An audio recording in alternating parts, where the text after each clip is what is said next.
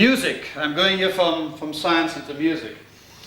One of the things we find very difficult is to read music, because music reading is not really, has nothing to do with music. You know, we have to divide the music up into bars and then into the values of music. And I've got an example here of a composition which is by Wolfgang Amadeus Sebastian von Beethoven, which he called Baba Black Sheep.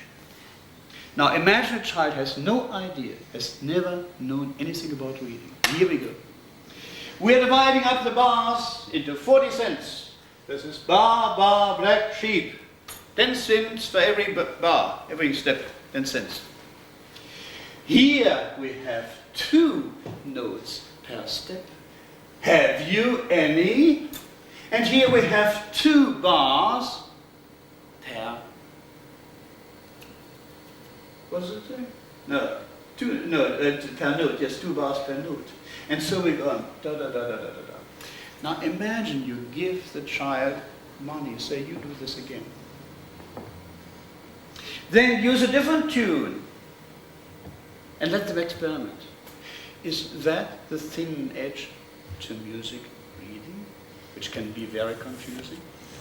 Is this building a foundation of confidence? Yes, I can do it. So with the A, C, F, A. Why is it F, C, and the C? Oh my goodness, I can't remember.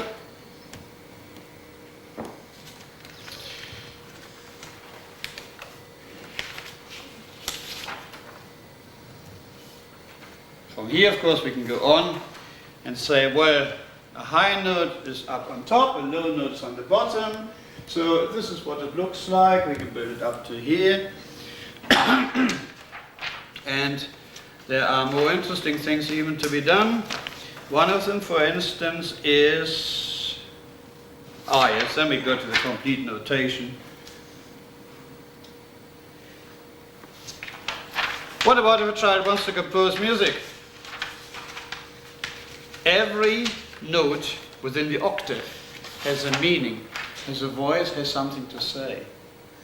So we have, say, we're concentrating just on one octave at the moment. What about if we give those different notes within the octave names, give them a role? We say, this is Dad. This is an F major for those who are musical.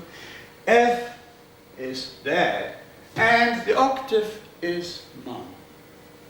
Then we have a boy who's just had his voice changed and here's Mom. You know, he is the boy. He is the 5th. And then the last one is the girl. Girls are always moody because they are the ones who determine if it's minor or major. You see. I had another one here. This one here, the 7th, I give to the family pet, because the pet would always say, can I come with into the car? Can I come? Are we going for a walk? When I get to bed, you know. The equivalent in language would be, I give you an equivalent. I went to a supermarket this morning and I bought 3 wonderful, that's what the 7th is. The 7th said, now what, for heaven's sake? So this is about composing.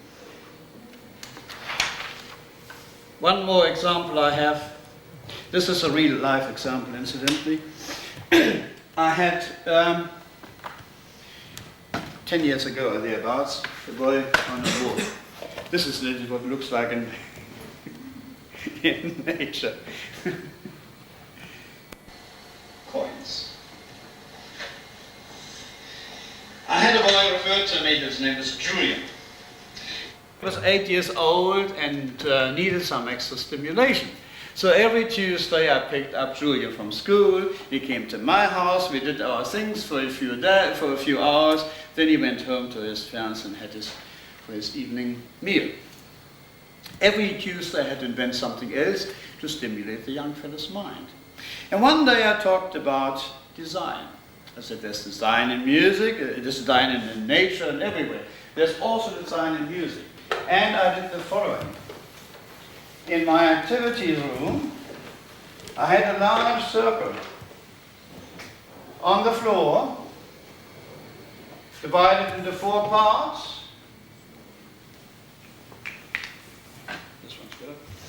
And this here is 0, this is 4, here we have 8, 12, and here we're going back where we came from. And I had a piece of music, and I got him to march around in context, or in harmony, should I say, his music, with this particular model. So he walked around from here, 1, 2, 3, 4 bars, 5, 6, 7, 8 bars, etc. Then the counter melody, then the repetition will be unpicked. Now I dug out of the archives the very piece of music, and here it is. 3, 4, 1, 2, 3, 4, 1, 2, 3, 4, 1, 2, and back to the top. Now, 10 years later, the new, now 18 or about year old, gave me a call and said, Peter, I'm going to play my own composition at the School of Music. Would you like to come along? I took a little recorder and I said, well, yes, of course. And there was Julian Robinson playing his composition at the School of Music. But the interesting thing came when I talked to him in the foyer afterwards, saying, and he gave me a similar version. He said, how put this music together? Reminded me of that experience. He didn't remember the experience then. I only reminded him recently when I said, can I use this in public as an example? He said, yes. And he said, oh yes, I remember. And the reason why I remember this so clearly is the week after, when he's 8 or 9, he said, Peter, can we do this again? Now I had something completely different in mind, and he would we did it again. Now this is one of those rare long-term outcomes you get. And you put a seed in the ground, and so and so many years later,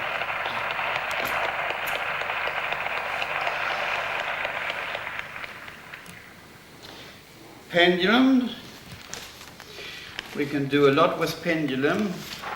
This is where I don't have the concrete example, but I believe you're all formal operational, aren't you, people?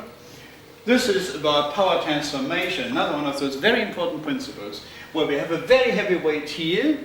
He is a specialist in grandfather clocks and clocks, he would relate to this, where we have some extremely slow-moving thing which has a very heavy weight, transformed by the mechanism into a very fast movement, but with little power. We could touch it with our hand and would stop.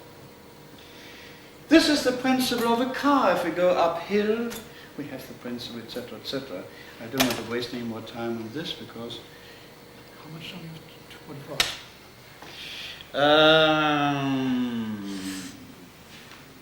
Electromagnetism. I personally, would judge the invention of Michael Faraday, where he combined, as I call it sometimes, married electricity and magnetism in importance to that of the invention of the wheel. We just don't realize it. If we use a telephone, a washing machine, millions of things, everything relates on this principle. How do we explain to a child how it works? We give them nails, this is an actual one here, a nail which is insulated, some insulated wire, put it on the source, let them pull up some maybe paper clips, switch off the electricity, and it falls off. But let them do it, let them wire. This is the concrete operation.